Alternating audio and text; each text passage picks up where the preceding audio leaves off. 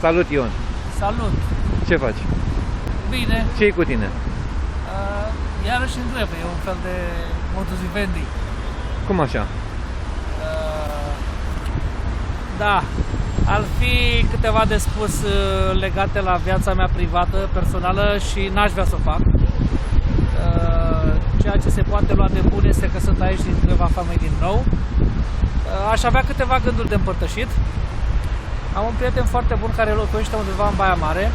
A lucrat în armată puțini ani după ce a făcut o școală de ofițeri și din motive greu de elucidat a fost pus pe margine sau scos în afară sau scos din uz de autoritățile comuniste de la acea vreme. A suferit foarte mult, a fost internat în spitalul de nebuni, acum depinde de un tratament.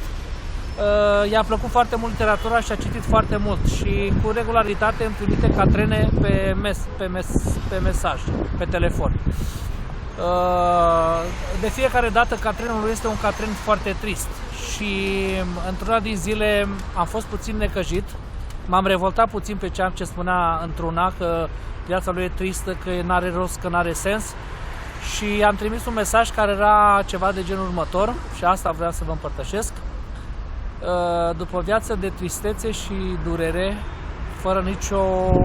fără să te simți în un fel realizat în niciun plan, nici personal, nici profesional, perspectiva că nici dincolo de asta nu există o viață eternă în fericire este una dintre cele mai tragice perspective cu putință sau atitudini sau perspective cu putință în viața aceasta.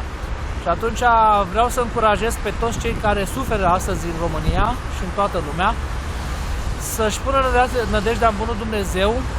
Am citit câteva cuvinte din Sfântul Ioan Gură de Aur care spunea că Dumnezeu pe cei pe care îi iubește le dă necazuri și în plus, dacă ni se pare cumva că oamenii care nu fac foarte mult bine sau fac puțin bine și trăiesc foarte bine, el dădea o explicație care m-a cutremurat, și anume că cei ce fac voia lui Dumnezeu, pentru puținele păcate pe care le fac, primesc pedeapsa aici și trăiesc în durere, pentru ca viața de dincolo să trăiască în eternitate, în fericire, iar cei care trăiesc foarte bine, fără să facă voia lui Dumnezeu, pentru puținul bine pe care îl fac în această lume, se bucură de slava acestei lumi și de cinstea acestei lumi și de viața aceasta fericită. De sute de ani, oamenii celui rău încearcă să dezrădăcineze din sufletele oamenilor credința în Bunul Dumnezeu. Problema este gravă. De ce?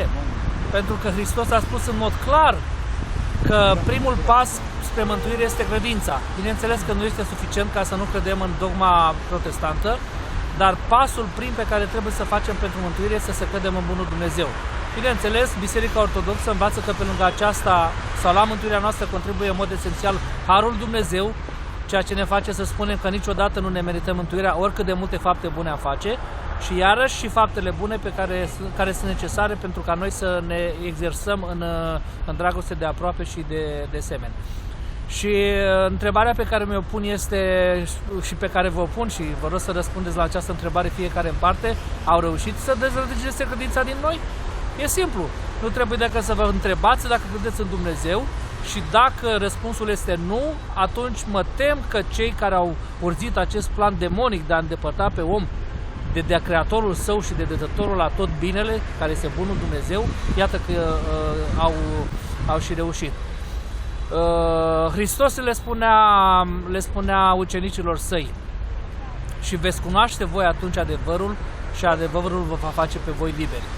Iată ce oferă credința, iată ce ne oferă, iar adevărul care este? Că se spune, e adevărat că apa fierbe la 100 de grade? Da, deci e adevărat, nu? Ei bine, nu ăsta este adevărul.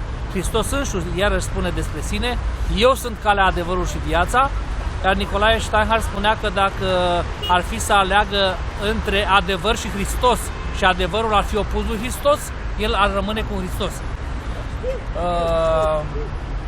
Adevărul, după părerea mea, este acesta: dacă doriți bine între noi, între oameni, dacă doriți bine în viața voastră și a noastră a tuturor, căutați să împliniți și să îndepliniți dezideratul pentru care Hristos a întrupat unul dintre ele, și anume acela pe care l-a spus tot către ucenici în felul următor: pentru ca și voi să fiți una, precum eu și Tatăl una suntem.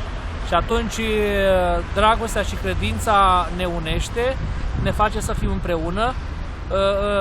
Gândind în acest fel, vă dați seama cât de aberantă este competiția economică. Înțelegeți? Adică se ajunge la războaie pe teme de economie, cine vinde mai mult și la ce calitate sau cât de bună, pentru ca produsul lui să fie mai bun și că firma lui sau corporația lui să fie mai bună, mai bine implementată pe piață. Nu vreau să vorbesc foarte mult. Eu am cunoscut puțin din viața de țară, viața patriarhală de la țară, și mi-amintesc felul în care se desfășura o zi obișnuită de lucru sau din viața unui om simplu de la țară.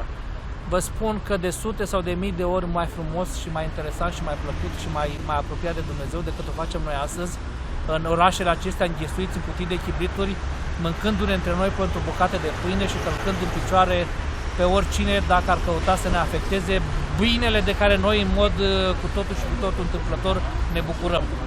Dacă sunteți cu viață bună, cu servicii bune, cu casă și cu familie fericită, mulțumim lui Dumnezeu pentru darul care ne-ați făcut.